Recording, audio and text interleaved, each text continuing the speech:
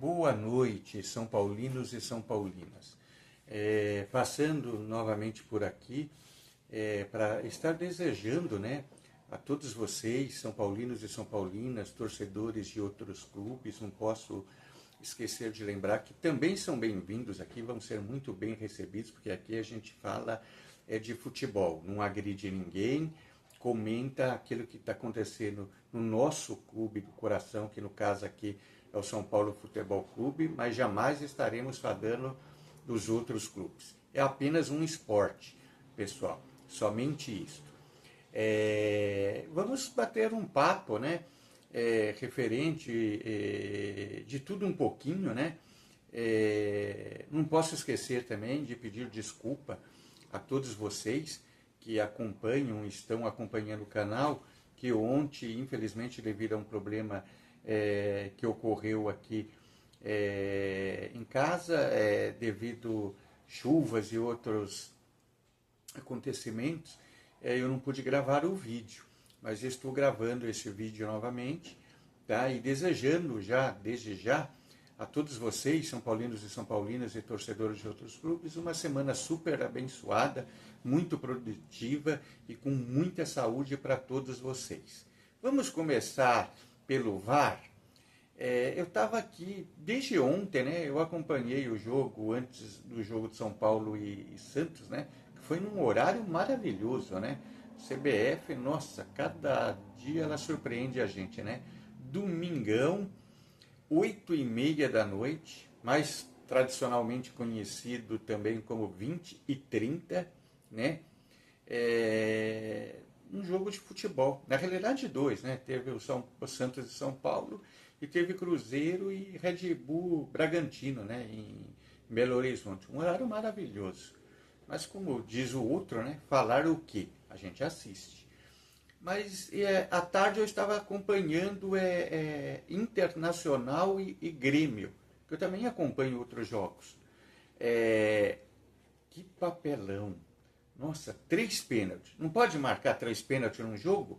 Pode marcar 4, 5, 6. Eu acho que já é difícil acontecer. Pode até acontecer 6. Quando eu falo 3 ou 4, para o mesmo time, né? Mas se ocorrer de forma lícita, tem que marcar. Pênalti foi feito para ser marcado. Eu vou falar só do primeiro, porque os outros dois a gente fica um pouco na interpretação, né? E tem o último foi mais pênalti de todos, que o jogador, o zagueiro do Internacional, fura no primeiro lance e dá um pontapé no jogador do Internacional. O segundo lance é cal, marca da cal, é pênalti, né? Mas aquele primeiro pênalti, gente, mas nem em casado contra solteiro, aquilo é pênalti.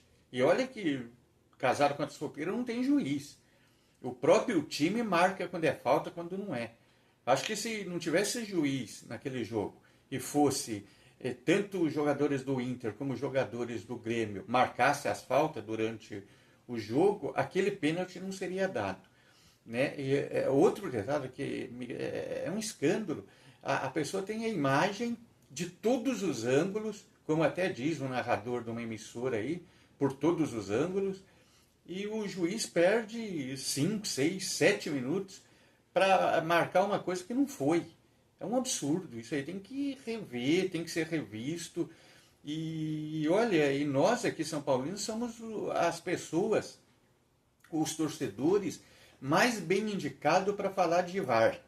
Contra, né? Porque é raro. Outro dia eu até comentei, uma das poucas vezes que eu acho que o VAR foi a favor do São Paulo. Eu nem sei se foi para o VAR aquele gol do Ferreira contra o Fluminense, mas que a mídia toda depois do jogo estava falando que foi um impedimento escandaloso, mesmo que tenha sido, não foi escandaloso, porque se houvesse o VAR semiautomático, seria gol, ponto, né? Mas a mídia é mídia, né? Mas fazer o que também, né? Ou falar o que? É isso, eu não poderia deixar de fazer essa menção honrosa ao nosso VAR.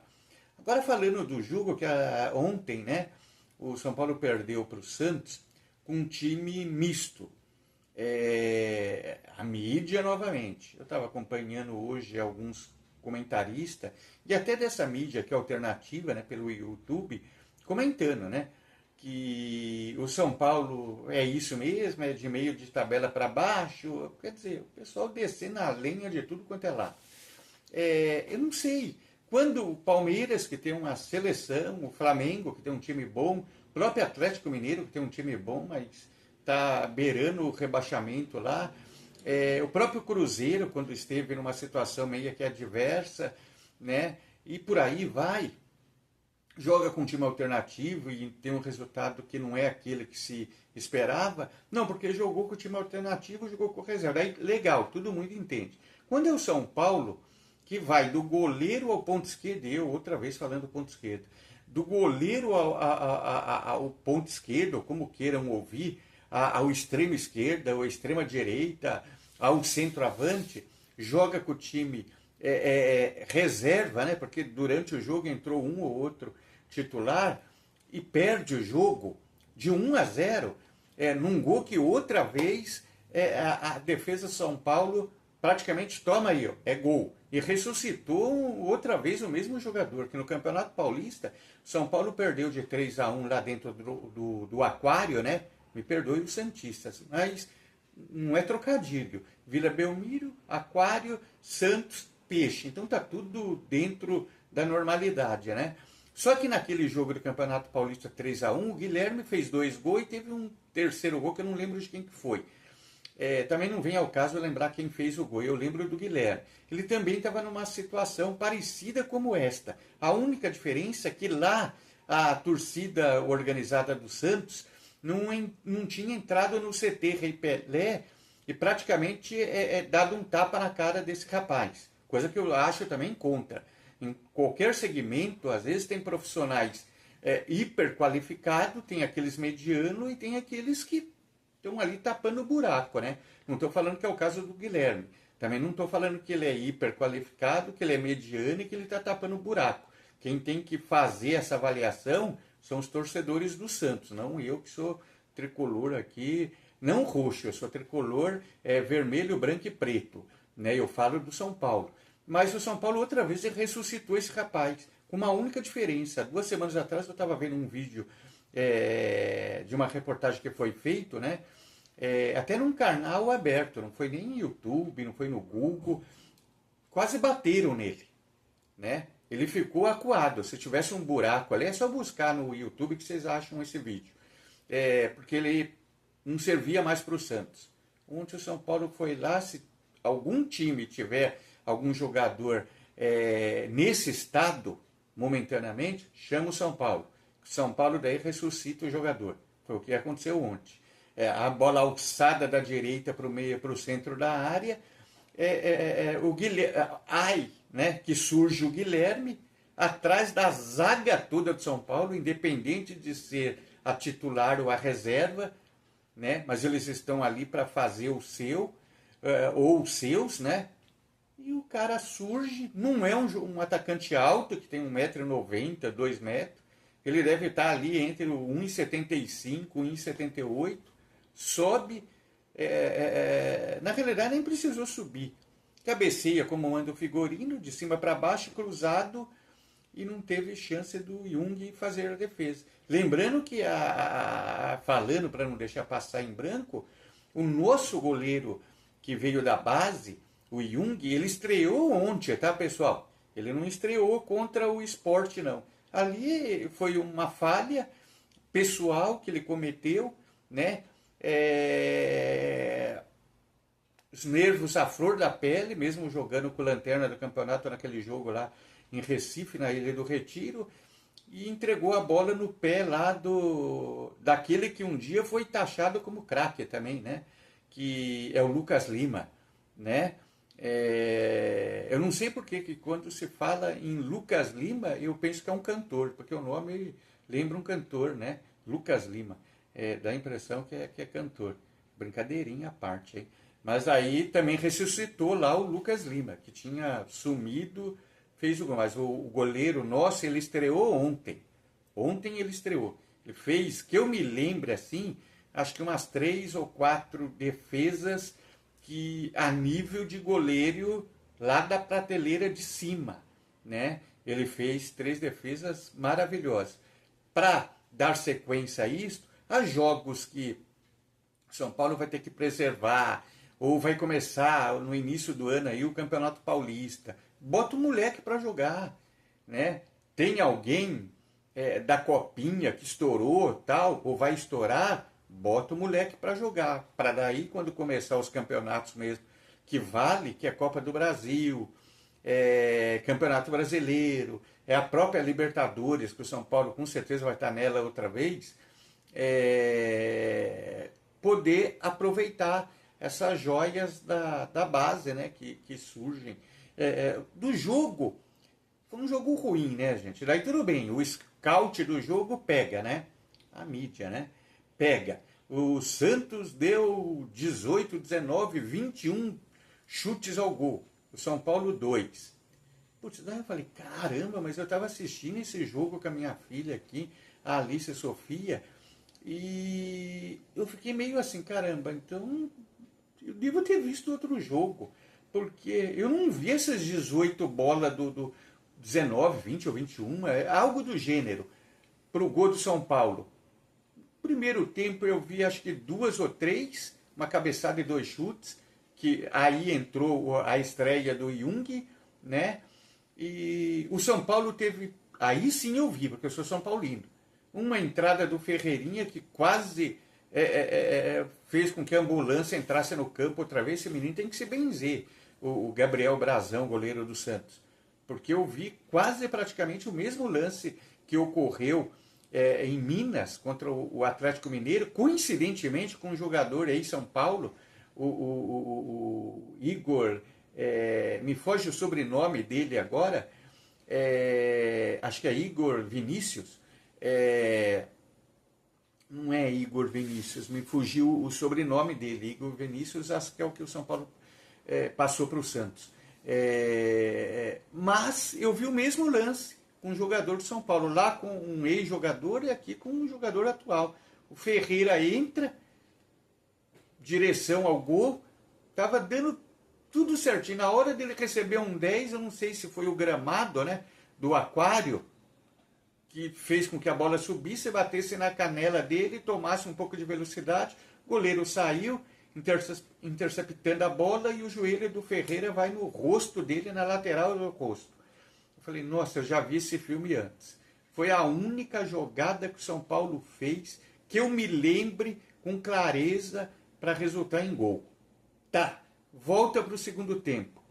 Teve uma segunda. Para variar, o Luciano. O Luciano também, ultimamente, está uma no cravo, está na ferradura.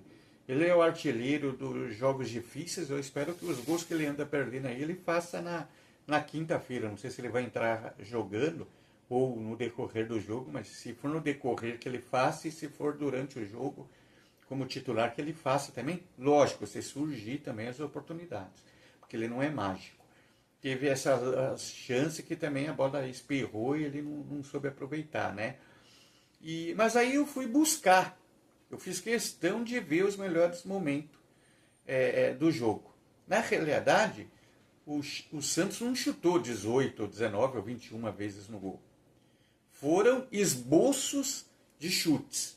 No gol mesmo, foram 4. E do São Paulo foram 2. Então, quem fez esse scout aí de 18, 19 e 20, pelo amor de Deus. Outro dia, nós somos aqui a gente reside em Taubaté, e eu estava assistindo um jogo aqui do Taubaté contra o São José, que é até um clássico aqui do Vale do Paraíba. Se for para escautar um jogo dessa forma, o Taubaté deu acho que 45 chutes no gol.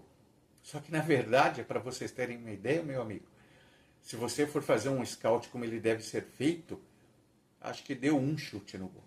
Então, eu acho que o pessoal também, quando bota a cara aqui para falar de um jogo, tem que falar aquilo que aconteceu. Porque daí fica chato, né? Porque eu vi o jogo, a minha filha viu o jogo e não foi o que nós vimos. Mas tudo bem. O Santos mereceu sim ganhar o jogo, tá? O São Paulo mereceu sim perder o jogo, tá? Porque aqui a gente não mente, a gente fala a verdade, fala aquilo que a gente vê. O São Paulo mereceu perder o jogo. Embora o jogo do São Paulo, gente, não era ontem. Tá? O jogo do São Paulo é quinta-feira. Se o horário for o mesmo que eu ainda não sei, depois eu vou confirmar com vocês, mas eu creio que não vai ser o mesmo da semana passada, embora lá foi 19 horas, eu não sei se aqui vai ser 19. Se mantiverem, vai ser às 19. Mas eu vou acabar, num próximo vídeo, antes do jogo, informando vocês o horário certinho do jogo. Mas o jogo do São Paulo é quinta-feira, contra a LDU. Ali é o jogo de São Paulo, onde eu acredito que existe a possibilidade sim de reverter, porque o time da LDU é muito ruim, mas é muito ruim, e o time de São Paulo não que seja infinitamente melhor do que o da LDU, mas é um time mais competitivo quando está dentro do seu reduto, que é o Morumbis, e ali o São Paulo vai ter que impor o jogo. Não é os 15 primeiros minutos, é os 45 primeiros minutos, mais o acréscimo, os 45 minutos do segundo tempo, mais o acréscimo, tá? Que nós vamos termos para fazer 3 gols. Eu não imagino 2 gols para ir para pênalti, eu imagino 3 gols, né? Vamos torcer, torcer e torcer. Num último vídeo aí nós falamos da empresa que ofereceu R$1 bilhão para o São Paulo. De primeira ia estar adiantando 700 milhões para pagamentos das dívidas do São Paulo, zerar essas dívidas, né? E depois automaticamente mais 300 milhões. Informei que era uma furada, né? Porque era adquirir dívida do Banco do Brasil, de clientes do Banco do Brasil, né? E depois, automaticamente, uma hora ou outra, o São Paulo teria que pagar essa dívida. Então era uma bucha. E se não pagasse, juros, mora, tudo ia estar fazendo com que essa dívida de São Paulo hoje, que eu não sei, você não sabe quanto que é, na verdade, o que é débito, o que é crédito que o São Paulo tem, como que estão as contas do São Paulo, ia virar uma bola de neve. São Paulo fez aquela parceria com o FIDIC, que no momento já conseguiu, dentro daquilo que o São Paulo pactuou com eles, e ainda está pactuando, já pegou coisa de 110 a 135 milhões, a intenção é pegar mais ainda, lógico que vai ser um bolo que ele vai ser fatiado, né? Mas que vai ajudar o São Paulo a minimizar essas dívidas e fugir dessas parcerias meias malucas que toda hora todo mundo está falando aí, de vender base, de virar SAF. SAF é outra história que, se a gente for conversar, deixa para outro vídeo, mas a gente tem alguns modelos aí. Aqueles que estão numa prateleira, aqueles que estão em outra, e aqueles que não saem daquela prateleira, que é aqui de baixo, né? Um exemplo rápido que eu posso dar, um exemplo, né? A do Vasco, com aquela 775, né? Nós vimos o que virou, né? E a do Botafogo, que está aí, né? Que não está com a corda no pescoço, está aqui. Está contratando jogadores, mas se a gente for pôr na ponta do lápis, embora é aquilo que eu falei, eu não posso falar aqui do Botafogo, porque eu não torço para time preto e branco ou branco e preto. Vocês entenderam, né? Eu torço para o time vermelho, preto e branco. Tricolor, tricolor, tricolor. Desejar mais uma vez uma semana super abençoada para vocês, São Paulinos e São Paulinas e torcedores de outros clubes. Hoje eu me estendi um pouquinho, peço desculpa e ao mesmo tempo eu agradeço por vocês deixarem eu adentrar, né, como diz o outro, dentro da residência de cada um. Eu até me arrepio de coração, porque nunca imaginei estar num canal falando do time que eu sou apaixonado, tá? Eu vou contar depois num outro vídeo o primeiro jogo, e se for possível, eu vou colocar esse jogo que eu busquei ele no YouTube, quando o meu falecido paizinho me levou, e ali eu me tornei um São Paulino. Não roxo, tá? Que eu não sou São Paulino roxo, eu não sou desses, não. Eu sou vermelho, preto e branco. Ótima semana para todos vocês. Não poderia deixar de falar aqui. Quem puder, eu tenho um Pix, QR Code fixado no canal, mas esse Pix não é para mim, pessoal, e é para quem puder contribuir, seja com R$1, com 5, não importa, e que seja de coração também.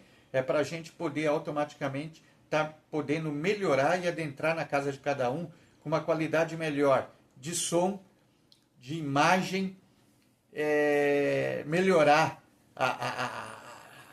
não é estúdio, né? O fundo, melhorar, é isso, de coração. Mais uma vez, obrigado. Não esqueça, o sininho lá para clica lá no sininho para ganhar as notificações dos vídeos e de deixar o like e de se inscrever também nesse canal aqui. Pai e Filhas Tricolores. Valeu, um abraço.